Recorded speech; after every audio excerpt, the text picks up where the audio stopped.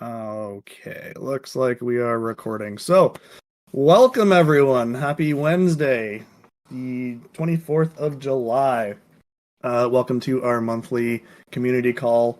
Yeah, I'm sure some of you have been here before. If this is new to you, we've got a whole agenda. We'll post that in the chat in just a moment. I just want to start off by saying a couple housekeeping items. The first thing is this meeting is recorded. So if you do talk on the call, please note that it will be recorded and saved for future use and posted in our Discord to be re-listened to. I am your moderator. My name's Keenan. Our note taker today is Waveform, so thank you very much, Waveform. And if you have any additional items, questions, or kind of comments that you want to put in, pop them into the chat. We'll be monitoring the chat the entire time. All right. Moving forward from there, I just want to say, I say this every call, but please be careful with Discord and scammers. I sound like a broken record here, but if anyone is DMing you, especially someone with the name of like Keenan or Moderator or Waveform, whatever it may be, 99% of the time it's going to be a scam. We generally won't DM you for support. There is no Helium tech support here. We will never ask you for your seed phrase. Any websites that you're given that asks you to input your seed phrase and you're told it's secure is absolutely not secure. Please, please, please, your seed words are your keys to the vault. If those are given anywhere, you're giving access to that person. And they will have access to your funds, your hotspots, and everything. Please be mindful of that. If you have any questions in our Discord, put them in our public channels. We'll respond to you there. If there's any sensitive information, we can deal with it at that time. Basically, just ignore all friend requests and DMs. And yes, thank you, Hashcode. He put a reminder up there as well. Never, never, never share your seed phrase with anyone, and I just want to reiterate that many, many times. Oh, Hashcode, if you had something to add, go ahead. Yeah, actually, I wanted to, maybe it's better to say it here as a PSA. There's this particular kind of attack that I'm starting to see more in the Solana side. It's something that folks who may be familiar with it in Ethereum or other chains, mostly happens in Ethereum, really. But these are typo attacks, or these are attacks that are basically people, there are bots out there that are kind of watching transactions. So like, let's say you send one HNT to another wallet as a test transaction. Someone will grind a key that looks a lot like the destination address, but has a few typos in it, and then send you some tiny thing as a transfer.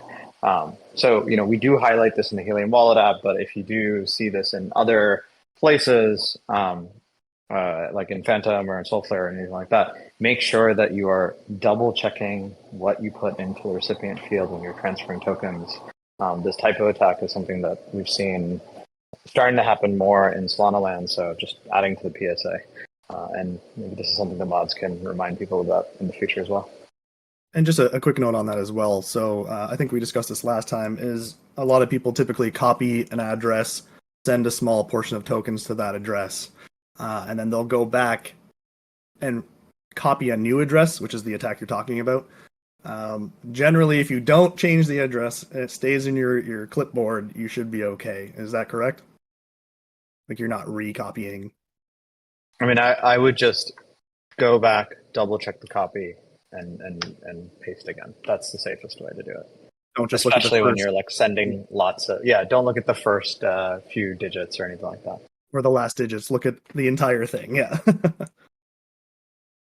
Got it. Okay. Thank you for that. Another note, if you're having trouble seeing some of the Discord channels, specifically some of the HIP channels, so under the governance section, all of our HIPs go in there. So you'll see right now it's between HIP 109 and HIP 129. If you're not seeing all of those, there is a setting in Discord when you join in that certain channels may be hidden from you, that not intentionally, but it's kind of just a Discord quote unquote feature. So you might want to disable that. just go to the Discord top left. You're going to click Browse Channels, and it'll tell you all of the categories. There's a little check mark box beside it. Check mark the category you want to be able to view, and there is a View Everything checkbox as well. And then you'll be able to see all the channels. So if someone's saying, hey, go take a look at the HIP, whatever, 126 channel and you can't see it, that may be why. So just keep that in mind. And two more quick things. We do have the Moken bot in our Discord. Please, please, please try that out. The Moken guys have been awesome about letting us give that a shot. So you'll find that under the welcome section, and it's called Ask Moken Bot. You can ask it a bunch of honestly any question. It's fantastic about your hotspot. It'll actually give you details about your specific hotspot, if you're having any wallet issues, things like that. I will preface it with saying that there are some things that may or may not be correct, so use it as more of a guide. And yes, do not put your seed phrase in there. Absolutely not. Use it as a guide. If you want anything kind of confirmed, ask one of the moderators, mentors, community managers in one of the channels. We're happy to reconfirm. A quick note on the Moken bot as well. Anything you put in there is not private. Moderators and myself can see it. We see it to be able to assist you. If you're having trouble in there, we can kind of jump in and assist. So again, please don't put any private information in there that you don't want shared. Okay. And lastly, if you have any questions, concerns, suggestions, feel free to message me or Waveform or any of the moderators in the Discord and any of the channels. And a lot of the days you can find me as well in the voice chat. So you'll see that on the sidebar, voice chat 1 and 2. Typically hanging around in there. If you want to just have a quick word with me, absolutely jump in. Would love to hear you. Okay, all the housekeeping stuff is out of the way. Thank you for that. We're going to move to the engineering update. And I believe, do we have Noah? Yes, we do. Okay, Noah, if you want to give us a engineering update, that'd be great. Is my mic working? Yep, can hear you. Awesome. So few decent sized initiatives going on in the background. So sure you guys saw Wallet App 2.8.0 and everything kind of after it is focusing on making us more compatible with Solana wallets. So before we were using our own kind of special Helium derivation path, we want to switch going forward so that new users have a Solana derivation path so they can just import their wallet into Phantom, Soulflare, etc. This, if you're a Helium user, comes with a new feature, which is pretty cool, which is this idea of having sub wallets under one seed phrase. So instead of having to have, like 5 different seed phrases that you're managing, you can instead have the same seed phrase have multiple wallets under it. And, because Solana is so cheap, this is actually a fairly powerful thing to do. So, typically I'll have multiple hot wallets. If I want to go interact with some, random website that I haven't used before, I'll add a sub wallet and then send some SOL to that sub wallet or whatever is needed to interact with that app. And then you've kind of created this isolated hot wallet that if anything bad happens to it, your hotspots aren't compromised, your tokens aren't compromised. And then, when you're finished with that, send all the SOL and stuff back to your main wallet. So these sub wallets are pretty useful. I, keep a few of them around, but I pretty much just always use those same sub wallets for interacting with untrusted things. So yeah, super useful. And now it's in the Helium Wallet app. Another thing that we've done behind the scenes, which is sort of a required update, was we've switched to PIP v2 sponsored price feeds. The old price feeds are no longer going to be publishing here pretty soon. So if you depend on those for any applications that you're building, make sure that you update to PIP v2 as well. We are still working on implementing proxy voting. It's a pretty huge feature. It's got both Helium Vote web UI and Wallet app UI. The UIs are basically done right now. We're just trying to work on the experience for people who have a ton of positions proxied to them. So we want that experience to be pleasant, even if you have 500 positions proxied to you. We are in the process of creating a smart contract to put OUIs and dev adders on chain. If you're familiar with all of the IoT routing, as we start to kind of try and push more of the IoT stuff on chain. And so, this will go pretty transparently into the config service. So the config service will just be backed for those things by the blockchain data rather than just a database. And this is actually going to be really nice because it's going to open things up to make it easier for people to add OUIs and get them improved and kind of make it more transparent. So you don't just have to go through the foundation to do this. Another on-chain change we're making pretty soon here is adding a deployment infrastructure for the mobile subnetwork. So this is just putting height, azimuth, all of that, interesting data about the positioning of your Wi-Fi and CBRS hotspots on chain, which I believe was needed for another HIP, but I can't quite remember which one it was. But to Abai to go more into detail on what the various HIPs are that are in flight and what their progress is.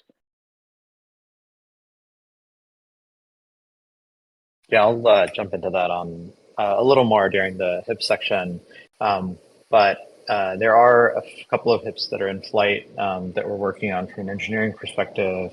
And I think we'll actually post a update to the community. We posted a sort of a general roadmap of some of the mobile HIPs a little while ago. And so I think it's worth doing another update on that. But we're still working on things like service provider hex boosting, and we're starting to work on. I think we're starting to work on some of the others, like verification mapping and some of the gaming stuff. So we'll do a more detailed update on those HIPs. A lot of those updates are Oracle updates, and we're sort of expecting to work on some of those across the different engineering teams through the month of August. Just one more thing I wanted to quickly touch base on as well. Sorry, if you covered this, I may have missed it, but with the 2.8.2 update, I know some people were having trouble asserting their hotspot or changing antenna location. That was corrected in that update, is that correct? Yeah, so there was a bug that was actually related to the PIP update. We switched price feeds, but the old assert location code in a deeply nested library was still using the old PIP price feed. And so, yeah, it had some issues. I think it's 0.2 release fixes that. So if you were having trouble location asserting or onboarding a hotspot, that should be fixed now. Perfect. Okay, yeah. So if you're having that problem right now, go out to the App Store and update your app to 2.8.2, and that should be corrected. Awesome. Thank you, Noah and Abai. Okay, we're going to move on to a Makers update. Scott, if you want to hop up. Yep. How's my mic? Can hear you great. Wonderful. All right, relatively short one today on the IoT Maker ecosystem. So reminder for everybody, for any technical or service issues with hotspots, first course of action should be to contact the maker directly.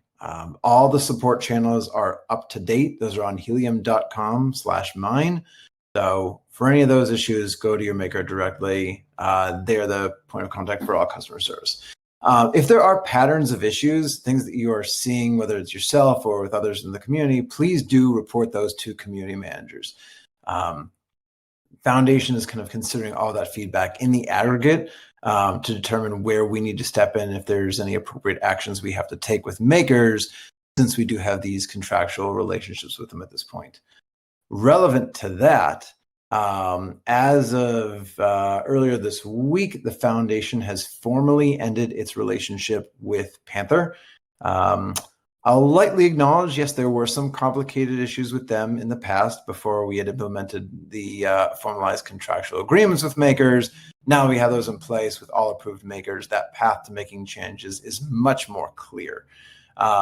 So the shortest version is that Panther was in breach of multiple obligations, We reached out multiple times, had no reply from their leadership.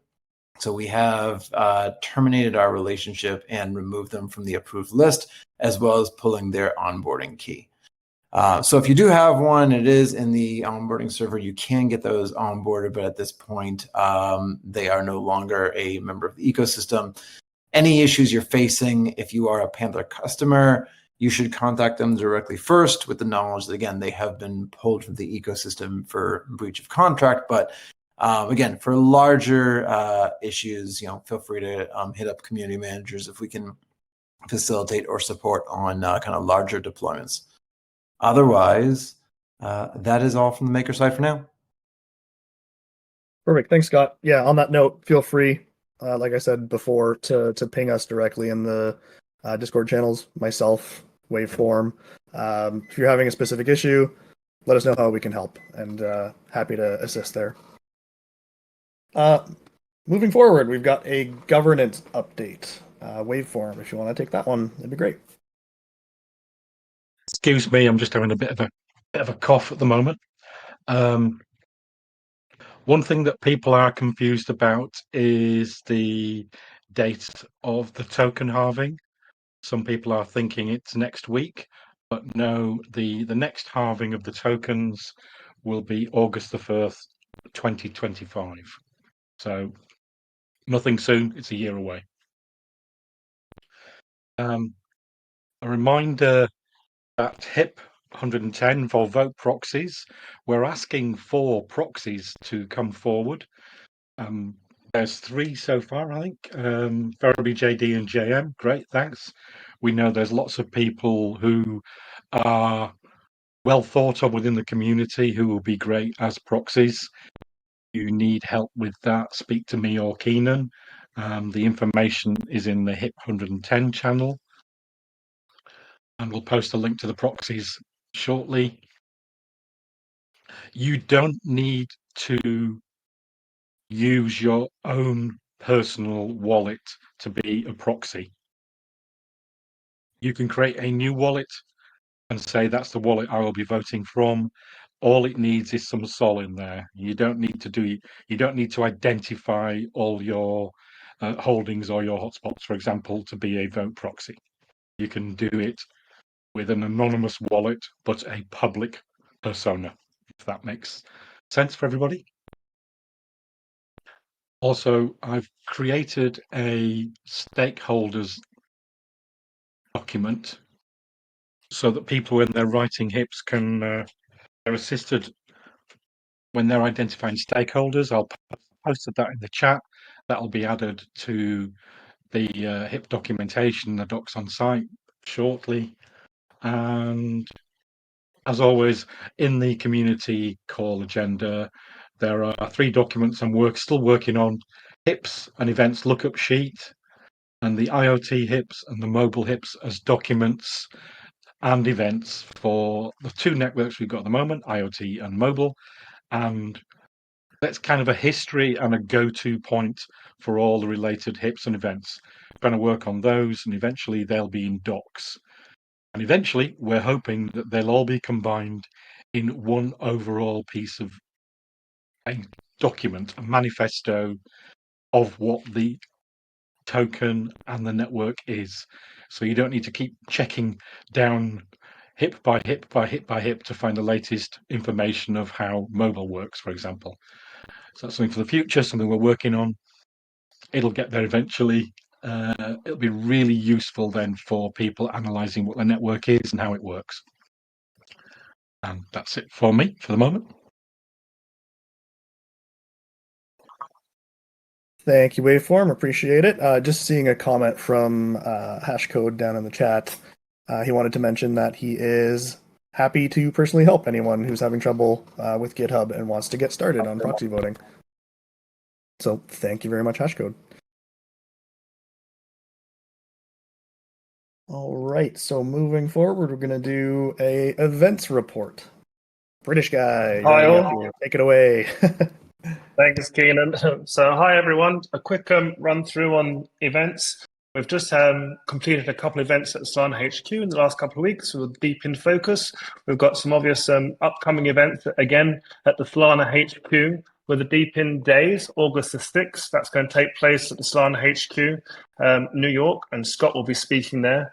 Shortly followed by a Deep in Summit, August 10th at the Glass House, New York. That event there is going to be focused on mainly founders and investors. Looking forward, we've got the Futurist Conference in Toronto. Scott will be speaking on the panel, 14th of August. And then obviously I'm planning the events that are taking place in Singapore later on for Token 2049 and Breakpoint. A lot of the people from the team will be there. So if you're also going to be in town, let us know. Let's meet up and get together. I'm planning a smaller event on the 18th, the evening of the 18th. So do let me know if you're in town, so you can be sure to pop by that. More details to follow soon. I'm currently putting together the 2025 event plan alongside our membership program. So if you're looking at the events for 2025, please let me know what you're planning to attend and where we can work together and help out. Obviously, reach out to the hello@helium.foundation email to communicate those events that you're attending across. And all those events I mentioned above, the links are in the planning doc, the agenda doc there. Just seeing this little note pop in. And that is a quick run through on the event side of things. And yes, I agree. We should put a little graph together like that. So hopefully in that latest newsletter, we'll be able to pull one of those together. I thought I wasn't going to have many events, but actually quite a lot of things going on as ever.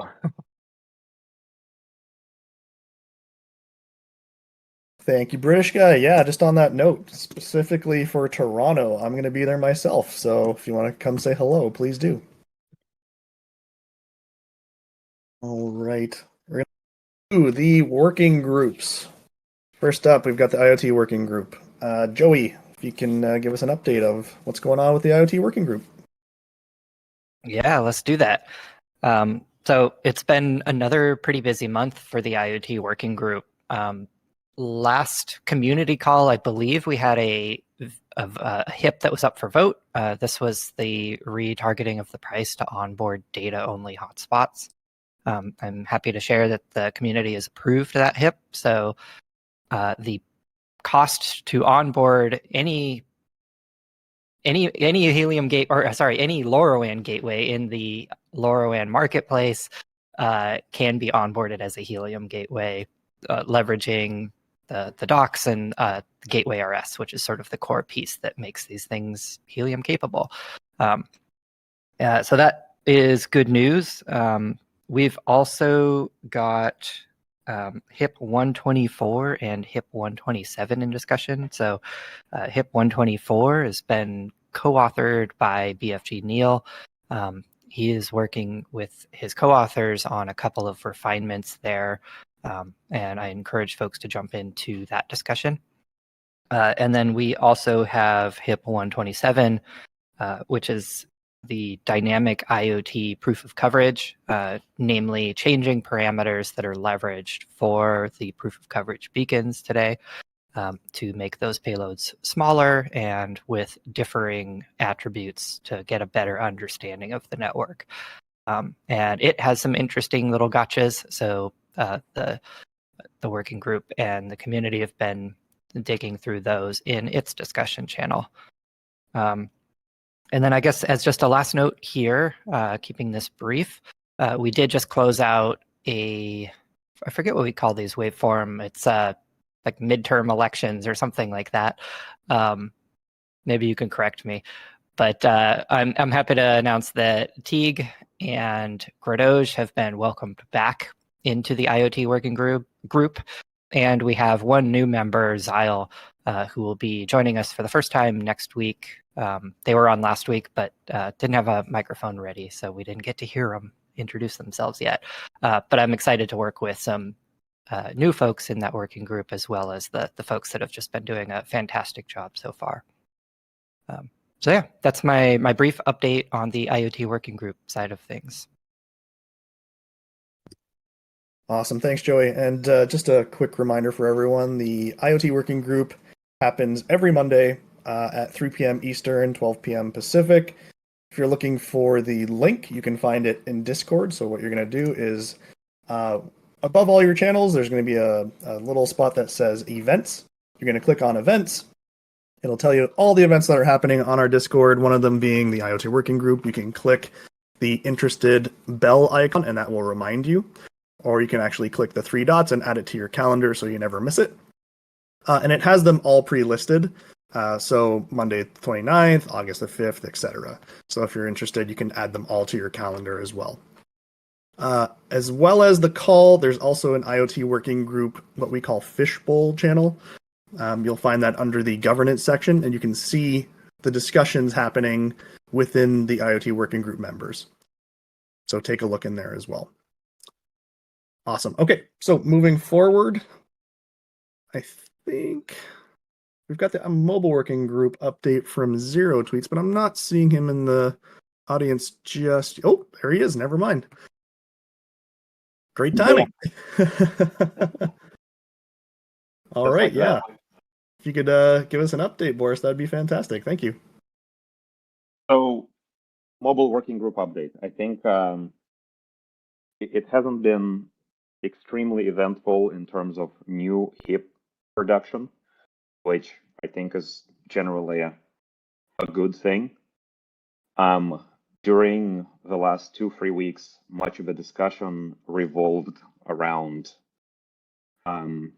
HIPS 126 and what now has manifested itself into a HIP 129. The big picture is that we are currently in trials, beta trials, with 3 large carriers to use the Wi-Fi network.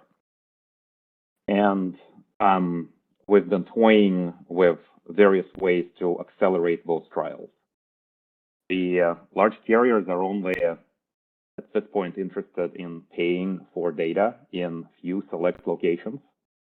But at the same time, there's many more locations where they're willing to start using the Wi-Fi hotspots without paying for data and maybe eventually moving that to a paid setup. So we've had a lot of discussions within the mobile working group, whether or not it's good for the network to give out free data, how to approach it, how to make sure that in working through this carrier betas, we don't sell ourselves short and underprice ourselves. And the first attempt at accelerating the data was something called HIP 126, which suggested variable data pricing. But there's much community discussion about how to properly structure it, how to preclude us underpricing ourselves. And we had another round of discussions and kind of tried to look at the core root of the problem, like what is it that we want with the carriers that are currently in beta. I think everybody is aligned that the community is mostly okay with offering free data to the carriers on some sort of trial basis. And as such, our objective is really to go from where we are right now, where we effectively have just a few dozen hotspots participating in the beta, to have majority of the hotspots sort of open themselves up and say, yes, okay, I'm willing to be part of the beta, thereby moving the network from the state where we have just a few hotspots effectively being useful to a state where most of the hotspots are being useful, albeit not yet entirely paid for it. So that resulted in something that we now call HIP 129. And HIP 129 basically proposes that all hotspots on the network, once they go online, they are automatically part of the beta, meaning all the beta carriers can send traffic through them. The beta carriers can choose whether or not they pay for that traffic. But all hotspots also at the same time have the ability to go in and basically remove themselves from being part of the beta. So by default, everybody's part of the beta. But if somebody feels strongly that they don't want to serve free data to the data carriers, then they have the ability to, at any point in time, kind of flip the switch and say, hey, I'm not doing this. I'm only serving data to carriers that are paying for everything, which at this point is Helium Mobile.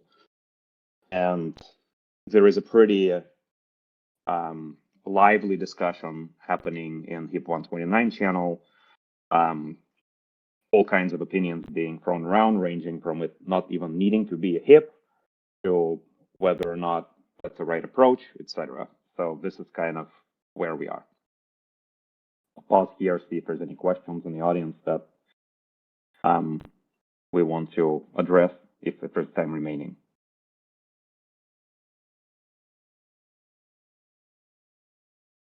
When vote, okay.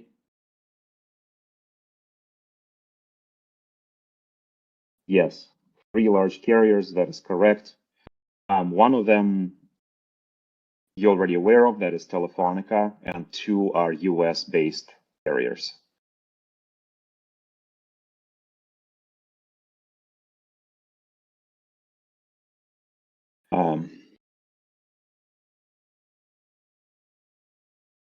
Proposal to have a specific AMA for 129. Yes, I think that it's probably not a bad idea. I will make myself available along probably with at least some of the mobile working group members if the foundation is to arrange such an AMA. Yeah, we can definitely assist you with that as well.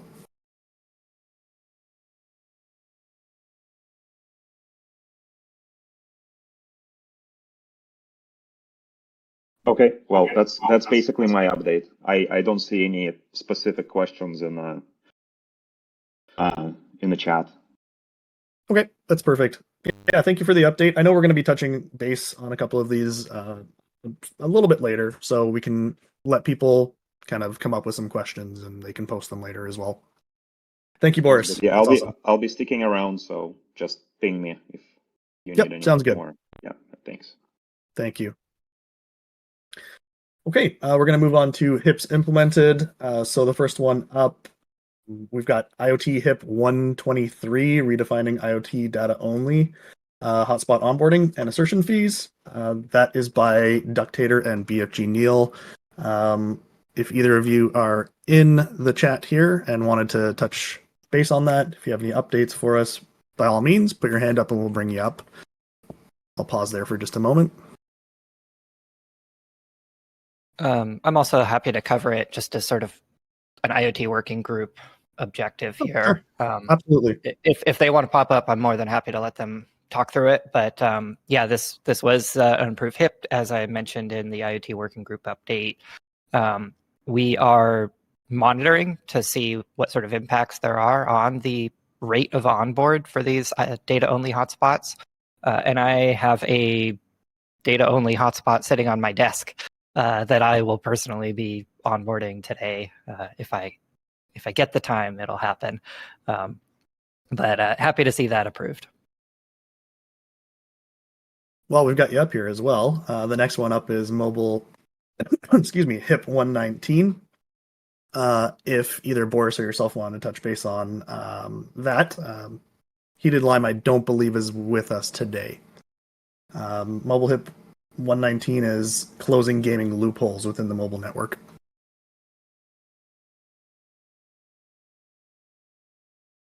I frankly don't remember the details of it. We've had so many iterations of closing gaming loopholes. Most of, I think, basically, much of the conversation has converged on giving a path to a carrier to potentially flag suspicious hotspots in the hexes that have been boosted and temporarily suspend them.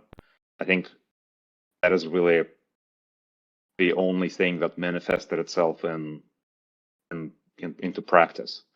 Can you remind me what HIP 119 specifically is? The title's closing gaming loopholes. within the mobile network. That's essentially the gist of it. But more than that, waveform can probably touch on it. Yeah, it was about the one that affected the trust scores for distances in the access points, and also the validating the asserted distance. I'm looking at it right That now. was Yeah. that was phase one, and then phase two was what Noah was talking about earlier, which was adding the height and the azimuth to be actioned within the chain and in the wallet app. I see. Okay, yeah, I just read through it. I apologize for Yeah, not remembering it off the top of my head. So many hips. there was so many modifying gaming within the same period of time. Yes. Yeah, so, and the question is, what is the status of the implementation? Is that correct? Or what is the, what's the question? It was just an update, really. Heated Lime's not around, so Keenan just asked you if you wanted to do an update, but I think we've covered it. Yeah, I think you touched on it enough. That's fine. Yeah. Okay, yeah. It was deployed Apologies. Yeah, deployed so, a week ago, phase one. Yeah, appreciate it. Thank you. Next one up for HIPs implemented is Mobile HIP 122, a men's service provider hex boosting, and that one is Fizzy, and it's actually in his name, HIP 122 author. Fizzy, did you want to say anything about that? It's your choice.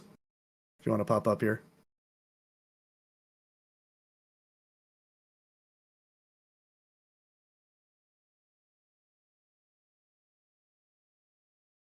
There you are.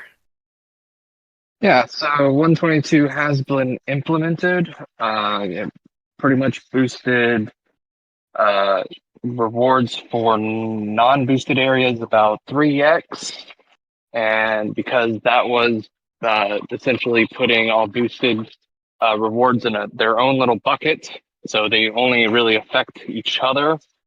And essentially, the more boosted locations there are, the less rewards the boosted locations will get. Eventually, there will be an equilibrium for the boosted hexes once the 100x's go away or have run out, expired. So they will equalize back to their proper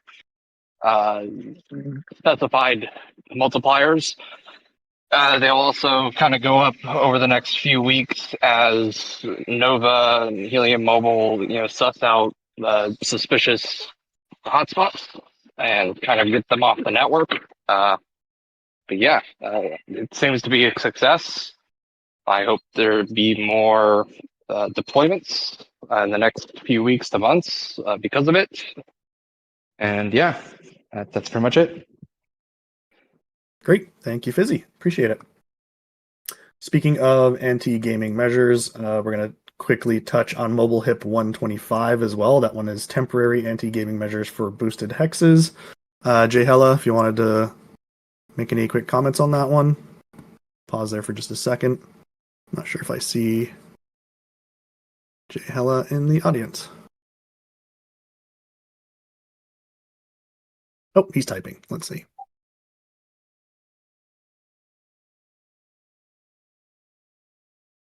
Okay, let me just invite you up real quick.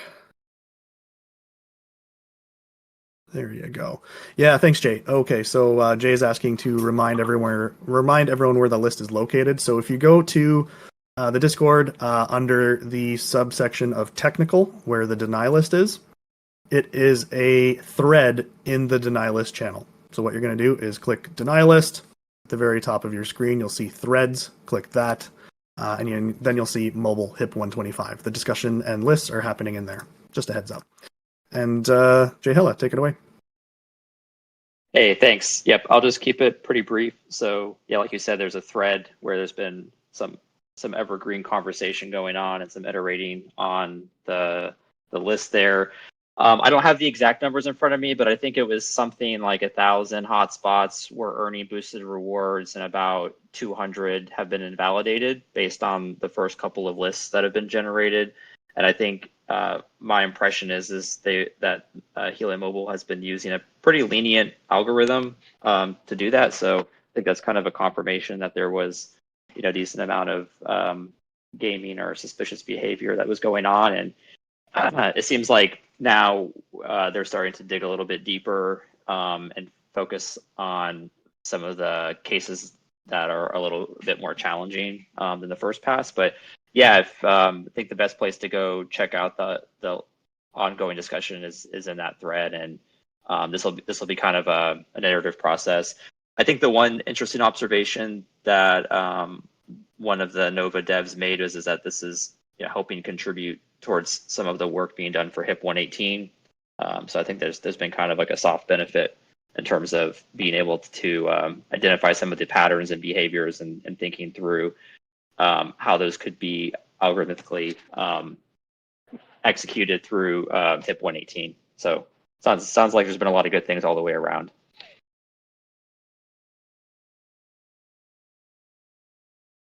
That's all I have. Cool. Thanks, Jahela. Appreciate you coming up. And we'll just pop a link to that HIP in the chat. There we go. So you can just find it easily. Okay, next up, we're going to talk about new HIPs and updates. So first one up, we've got HIP 128 Energy Subnetwork. Frederick, if you have anything to add, if there's been any changes, let us know. Yes. So, hello. Could probably start as we've had some AMAs on X, and also the last AMA we had on Discord was directly after we released the HIP, so I could start from that. And we've been working quite focused on getting things in shape and listening in on community feedback. We've gotten a lot of feedback, which has been super nice. So I'm think that we've got really good feedback as well. So there have been a lot of changes. I would say the main bulk of all the changes that we did was made 2 weeks ago when me and Tobias, the CTO, were working together with the foundation, Helium Foundation, for a week. So we had heads down for a full week. And just to make a broad overview of the changes, there is a Loom recording. I put that in the chat. So if you want to have like a very quick overview of the changes that was made during that week.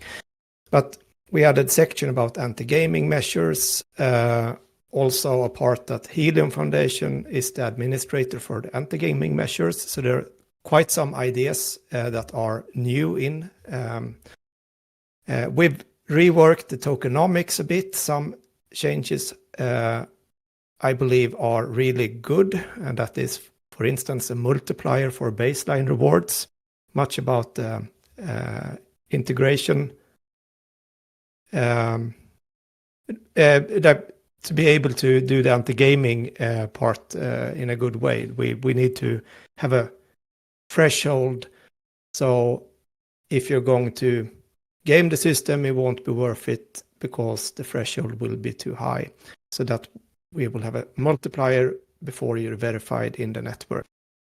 We've added an onboarding fee for the gateway of $10 in DC, data credits.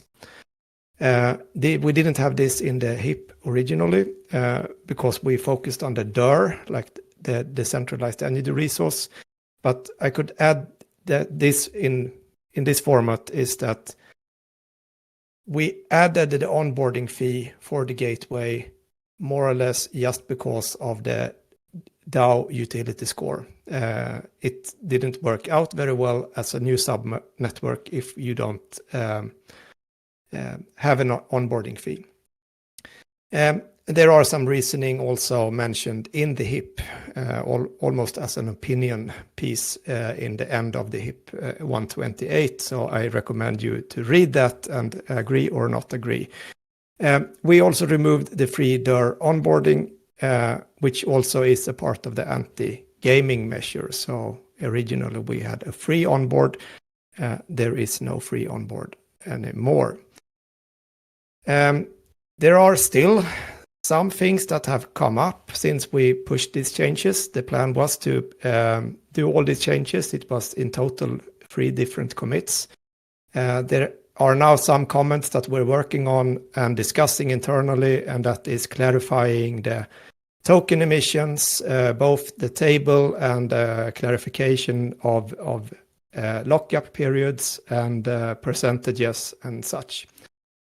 So that will most likely happen during this week.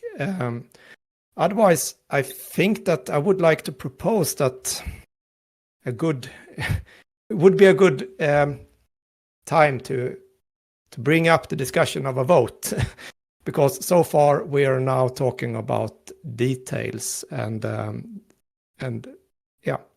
So 10th of August is a date that I have in mind, because that would align with the event that was mentioned before from our British friend Nick, as the DPIN Summit takes off the same date. So that would be a good date for starting the vote.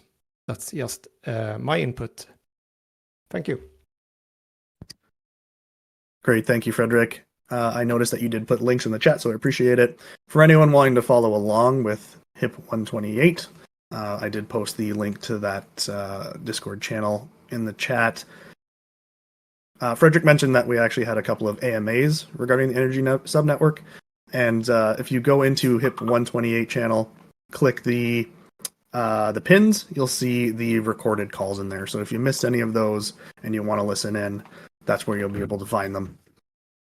Okay, so moving forward, we did talk about a bit of this from both Zero Tweets and from Joey. So if you wanted to add any more details, let me know regarding HIP 129, the carrier beta default opt-in. I know, Boris, you already mentioned quite a bit of detail on that. Flexible data pricing for mobile network, HIP 126, and IoT HIP 127 dynamic IoT proof of coverage. If you have anything to add, feel free to jump in. I don't see any more questions specifically regarding those HIPs, but like I said, if you have anything to add, let me know.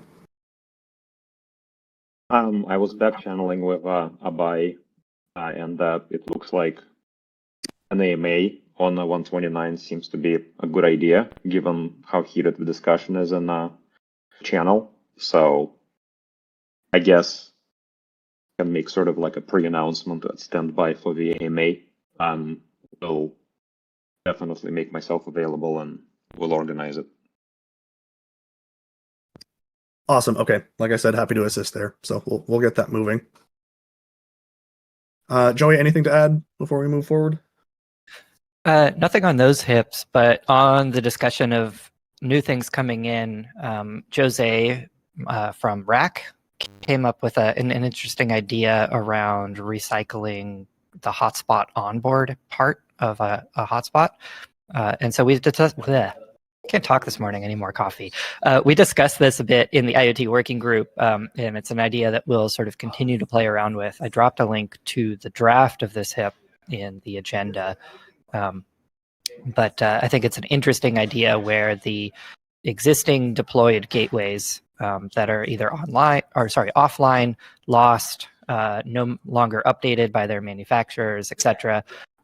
Those onboards, the $50 that was spent on behalf of that owner, could be recycled into new hardware, which would allow manufacturers to sell a gateway at a lower cost basis and allow that user, the owner of that existing hardware, to refresh their deployment at a lower threshold. So keep an eye out for more discussion on that. Awesome. I put it in the chat, the link there. Is that correct? The Google Doc? Yeah, that's perfect. So that's the sort of first draft of it, and we'll take some turns. I've got some notes sitting on my desk, and we might pull a different document together. But a lot of credit to Jose for pulling this first draft together. Awesome. Thank you, Joey. Okay, and one more item. We've got IoT HIP 124, securing IoT governance through staking rewards. That is BFG Neil. Not sure if you're around or available, but if you wanted to hop up, I'll pause there for just a minute. Just taking a look through the chat to see if Neil's still around. I think he's around, but he can't speak. Got it. Okay, so I guess we'll just hop a link. But the latest Yes, go ahead. update the latest update he's posted is that they're going to have to spend a couple of weeks now reviewing and rewriting it based on feedback that they've had from the foundation on the anticipated governance possibilities that could happen that could affect the outcomes of the HIP. So they're going to review what the feedback they've had and come up with something slightly different. So it won't be going to vote as fast as we thought it was, because they're going to take their time to do it. Got it. Thank you, Waveform. Yeah, I'm seeing a comment here saying nothing to report right now on 124. We need to rewrite based on feedback. Sorry, go ahead. Yeah, Ferriby and Siegfried are the co-authors, and they've just written things in chat. Yeah, by all means, Ferriby or Siegfried, if you wanted to speak on that, by all means, put your hand up and you can come up. Oh, there you go. Perfect.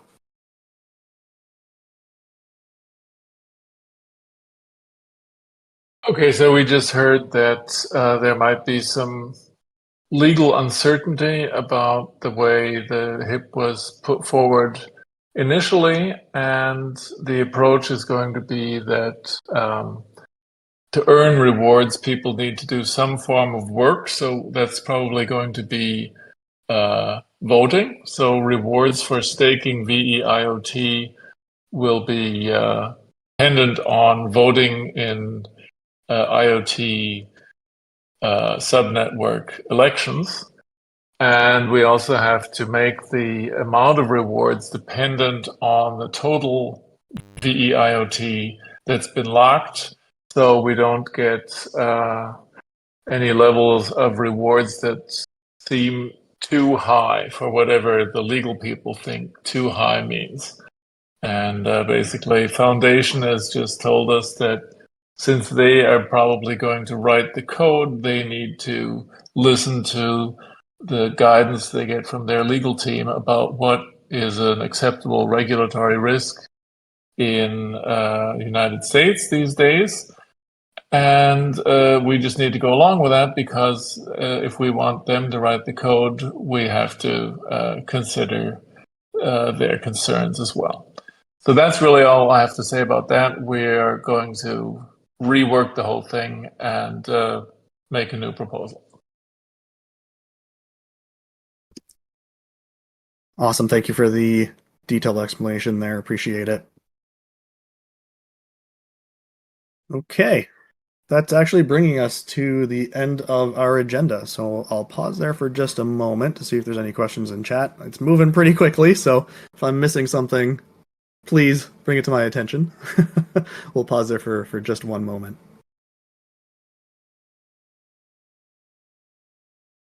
And just in the meantime, too, the next community call is scheduled for Wednesday, August 28th. So if you just, again, want to go into your Discord events calendar, you can click on the link and add it to your calendar and click the little reminder bell and it'll notify you so you don't miss it. Okay, just taking a look through chat.